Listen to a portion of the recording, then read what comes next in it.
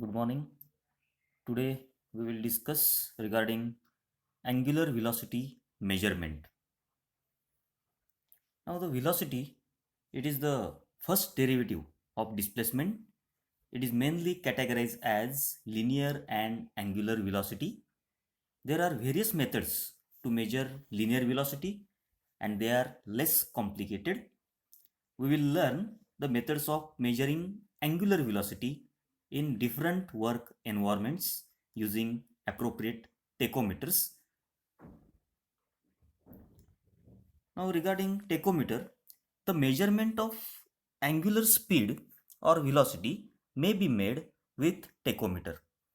So, the tachometer may be defined as an instrument used for measurement for angular velocity as of shaft, either by registering the total number of revolutions during the period of contact or by indicating directly the number of revolutions per minute. Then B, an instrument which either continuously indicates the value of rotary speed or continuously displays a reading of average speed over rapidly operated short intervals of time. So this is regarding the tachometer that is used to measure the angular velocity. Now regarding classification of tachometer, so tachometers that can be classified on the basis of data acquisition. It is classified as contact type and non-contact type. Second category, on the basis of measurement techniques, it is classified as time base and frequency base. Third category, on the basis of method of display, it is classified as digital type and analog type. And on the basis of working principle, it is classified as electrical type and mechanical type. So the tachometers that are classified according to working principle, it is first category, it is mechanical tachometers, and second it is electrical tachometers. So first we will discuss regarding mechanical tachometers. So regarding mechanical tachometers, so the first instrument that we will discuss is hand speed indicators. So hand speed indicators, we will see the diagram of hand speed indicator. You can see at the top there is a spindle that is attached with the shaft. Then there is one knob you can see at the left hand side, that is a starting and reset button. There is a revolution count and there is a dial. So regarding construction and working, you can see the another diagram of hand speed indicator. So there is a spindle, then there is a, you can see there is a starting and reset button, there is a dial and there is a counter. Now for hand speed indicators, it has a spindle which can be attached to the object whose speed is to be measured. The spindle is connected to mechanical counters which displays the count. This indicator has an inbuilt stopwatch and mechanical counter with automatic disconnect. The hand speed indicators can be used up to speeds of 20,000 to 30,000 rpm with an accuracy of 1%. So that is regarding the hand speed tachometers. Then second type of mechanical tachometers is centrifugal force tachometer, or it is also called a fly ball tachometers. You can see the diagram of fly ball tachometers. You can see there are the mass that are attached. Two masses are there. Then there is a pivoted arm. There is a shaft. Then there is a pointer and scale and pointer arrangement to show the reading directly. Now regarding the construction and working, the shaft of tachometer is driven at the speed to be measured.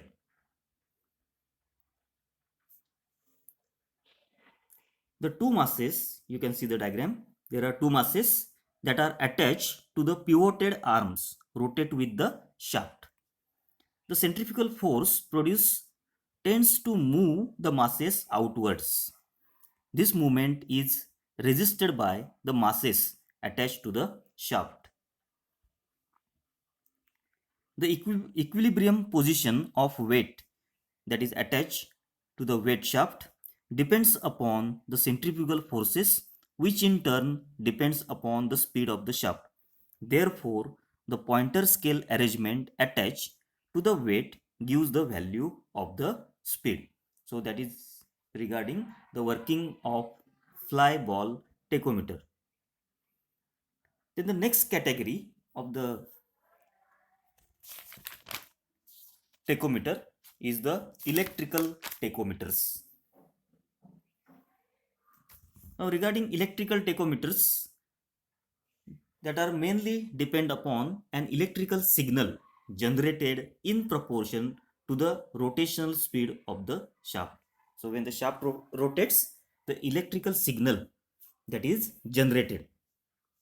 So depending upon the type of transducer used, there is a variety of different designs.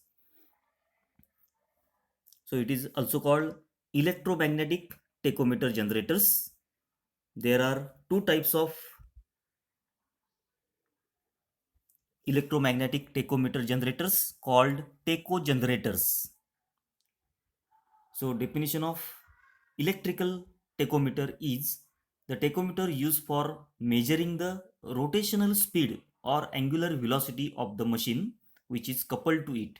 It works on the principle of relative motion between the magnetic field and the shaft of the coupled device.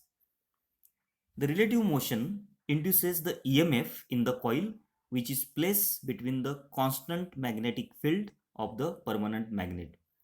This developed EMF is directly proportional to the speed of the shaft. So that depends upon the magnetic field that is produced, and that EMF, it is directly proportional to the speed of the shaft. So EMF, it is calibrated to give the reading of the speed of the shaft.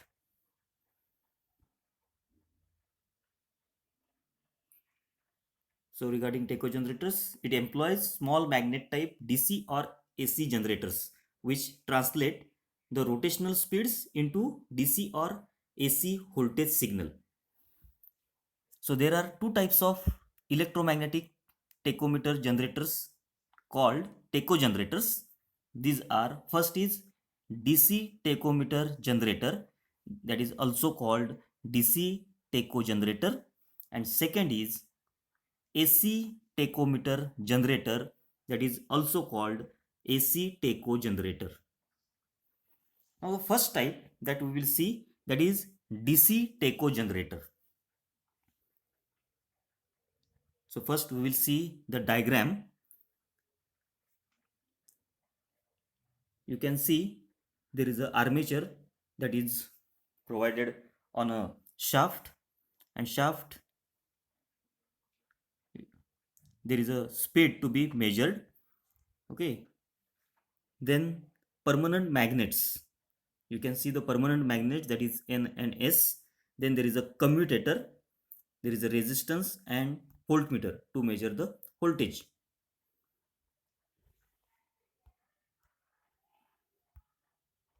You can see the another diagram. You can see the armature. That armature, it is coupled to the machine whose speed is to be measured.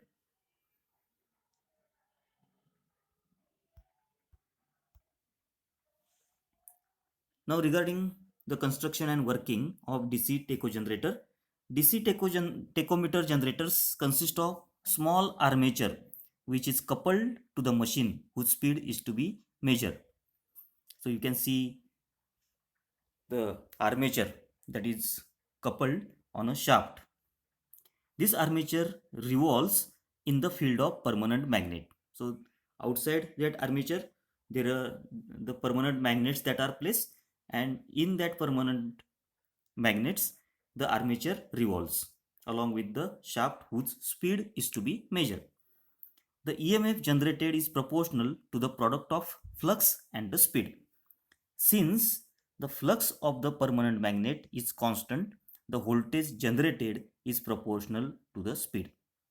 The polarity of output voltage indicates the direction of rotation. This EMF is measured with the help of a moving coil voltmeter, having a uniform scale and calibrated directly in terms of speed. So that EMF, it is directly calibrated in terms of speed. A series of resistance is used in the circuit for the purpose of limiting the current from the generator in the event of a short circuit on the output side. Now we'll see the advantages of DC tacho generator. First is the direction of rotation is directly indicated by the polarity of output voltage. Second, the output voltage can be measured with conventional type DC voltmeter. Third is a conventional setup reduces installation cost. Now regarding disadvantages, first is brushes produce maintenance cost and labor. Second is the assembly requires maintenance. And third, if the field of the permanent magnet is distorted, it gives rise to non-linearity. Now the second category of the tacho generator is the AC tacho generator. You will see the diagram. So you can see there is a permanent magnet to AC generator, and there is a shaft whose speed is to be measured. There is a moving coiled voltmeter and rectifier circuit. Now, in order to overcome some difficulties in DC tacho generators, AC tacho generators are used. The tacho generator has rotating magnet which may be either a permanent magnet or an electromagnet. So you can see the permanent magnet. The coil is wound on the stator, and therefore the problems associated with commutator as like in a DC tacho generator are absent. The rotation of magnet causes an EMF to be induced in a stator coil. So you can see the stator coil on which there is a permanent magnets that are placed, and when the shaft rotates, the EMF that will be induced in a stator coil. The amplitude and frequency of this EMF are both proportional to the speed of rotation. Thus, either amplitude or frequency of induced voltage may be used as a measure of rotational speed.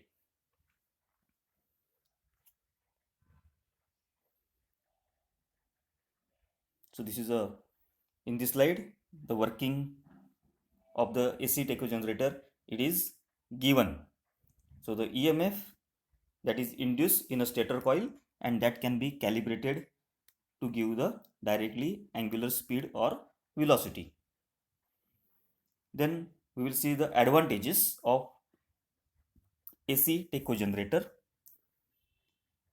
So first is increase output at same speed as compared to DC tacho generator. It is accurate to plus or minus 1%. And third, installable in inaccessible region. These are the advantages of AC tacho generators. Then disadvantages of AC tacho generators. Frequency of output voltage is low at low speed. And second, at high voltage, the frequency increases, which create problem to display device. Now the third category in a electrical tachometers is the drag cup rotor AC tacho generator. So it is also called eddy current or drag cup tachometer. You can see the diagram.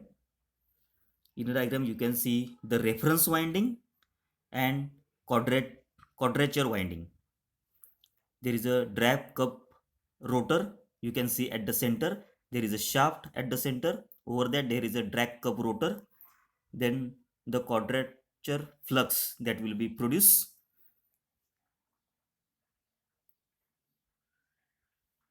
Now we'll see the construction and working.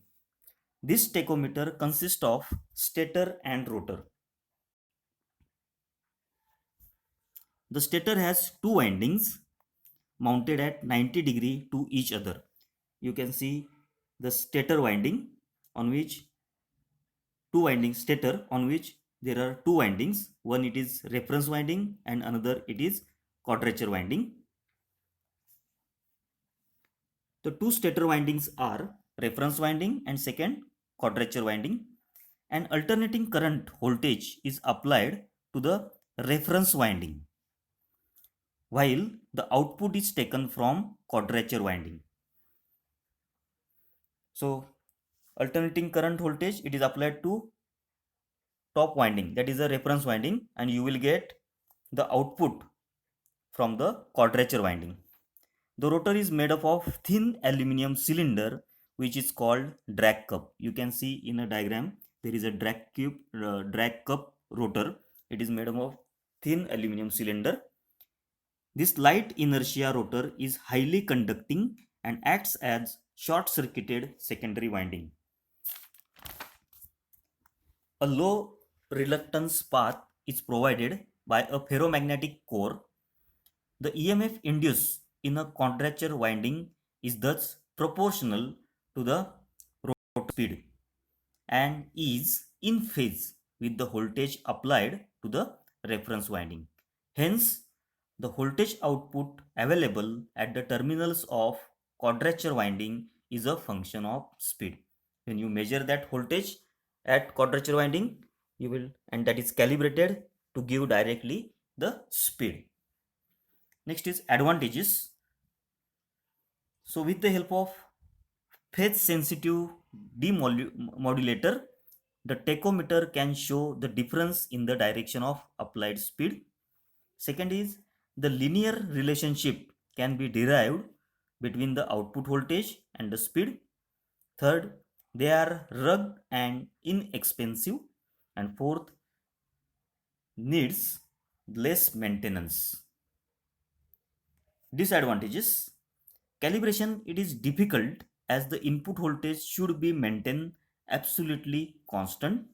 And second, at high speed there is a non-linear relationship between the output voltage and the input speed. Hence, we need to excite the reference winding with higher frequency. So this is regarding the measurement of angular velocity. So two categories that we have seen. First is mechanical tachometer and electrical. Second is electrical tachometer. Thank you.